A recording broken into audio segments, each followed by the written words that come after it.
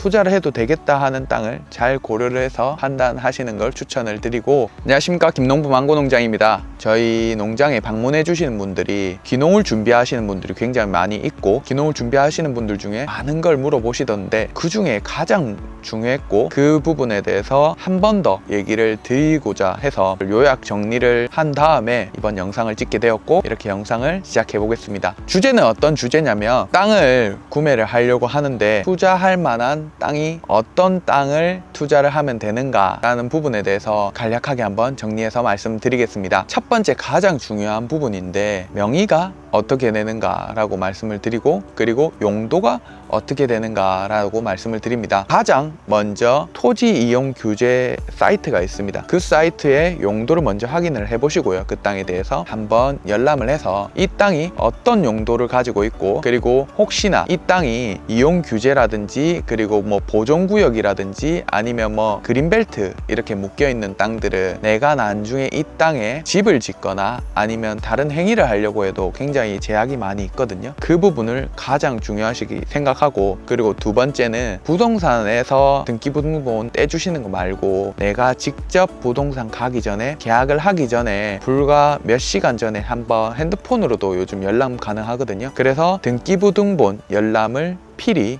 꼭 해주시길 바랍니다. 그걸 안 해주셔가지고 나중에 내가 봤던 등기부등본이랑 다른 상황이 일어나는 경우가 있었거든요. 그래서 그 점 꼭 확인을 해서 놓치지 않도록 체크해 주세요. 그리고 두 번째에 대해서, 땅이 길이 없는 데도 굉장히 많이 있습니다. 똑같은 논을 딱 구획해서 만들어 놓은 땅 중에 길이 없는 맹지라는 땅이 있거든요. 그래서 그 앞에 땅이 내 땅이고 그 뒤에 땅이 맹지인 경우에는 가능합니다. 왜냐면 다 땅을 아우러서 쓸 수 있으니까. 근데 그게 아니라라는 전제하에서는 그 땅을 구매했을 때는 앞에 300만 원 받는다고 뒤에 땅이 300만 원 받을 거라는 보장이 없습니다. 내 땅에 건축 허가 행위를 하려고 하면은 길이랑 몇 메다 이상 붙어 있어야 되고, 그런 준공 기준이 있거든요. 내가 미래에는 그 땅에 집을 지을 수도 있고 개발을 할 수도 있기 때문에 길이 있는지 없는지를 판단 유무를 꼭 보셔가지고 체크를 하시길 바랍니다. 그리고 세 번째는 뭐 가수원이나 산이나 요즘 그거를 산 같은 거를 요즘에 많이 깎아가지고 뭐 별장식으로 분양도 하고 주변에도 많이 보이니까 나도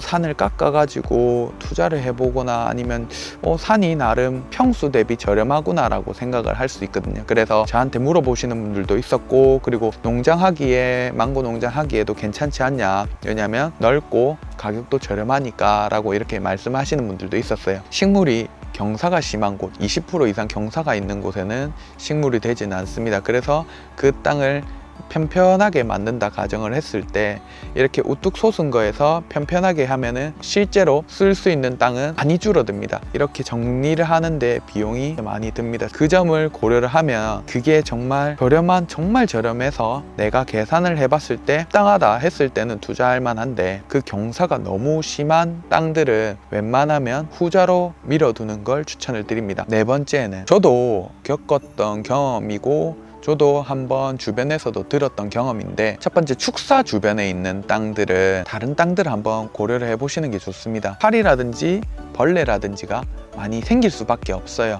그래서 거기 생기다 보면은 온실적으로 피해도 오고, 내가 아무리 주변을 깨끗하게 한다는들 넘어오는 부분이 있기 때문에 그 점을 꼭 필히 체크를 해보시는 걸 추천을 드립니다. 주변에 있는 땅보다 유독 조금 낮은 땅 웬만하면 피해 주시는 걸 추천을 드립니다. 물은 다 낮은 곳으로 몰리게 되어 있거든요. 그래서 그 물들이 한쪽으로 다 몰려버리면 어떤 식물이든 물이 고여 있고 물이 정제되어 있으면은 썩기 마련이거든요. 그래서 내 땅이 낮지 않은지, 1m 이상을 땅을 높이면은 또 허가도 받아야 되고 하기 때문에 그 1m까지 높이는 경우에는 또 다른 논이 침수가 될 수가 있어요. 너무 낮은 땅을 또 추천을 드리진 않고, 마지막으로 땅이 정말 좋은 땅, 그리고 내가 재배를 해서 성공적으로 만든 땅들은 생각보다 매물로 잘 나오진 않아요. 지금 기존에 나와 있는 땅들이라든지 뭐 급하게 아니면 할 수 있는 땅을 팔 수는 있는데, 오랫동안 혹시나 놀린 땅들, 오랫동안 농사를 짓지 않고 풀이 많이 무성하게 나 있는 땅들은 첫 번째 주의를 해보시는 것도 중요합니다. 어떤 경우가 있었냐면, 땅 밑에 콘크리트라든지 공사장 폐기물을 버리는 경우가 있었어요. 그러니까 내가 나중에 조금 더 저렴하다 해가지고 그 땅을 계약해가 들어왔는데 그런 일이 일어난다 하면 그거를 나중에 파서 또 버리고 하는 과정이라든지 기간이라든지 돈도 엄청나게 많이 들거든요. 몇 가지 이렇게 요약해서 설명을 드렸는데 이 점 꼭 참고로 해서 성공적인 귀농 그리고 성공적인 땅 투자를 하시는 걸 추천을 드립니다. 자, 그럼 다음 영상에서도 또 뵙고 더 노력하는 김농부 되도록 하겠습니다. 감사합니다.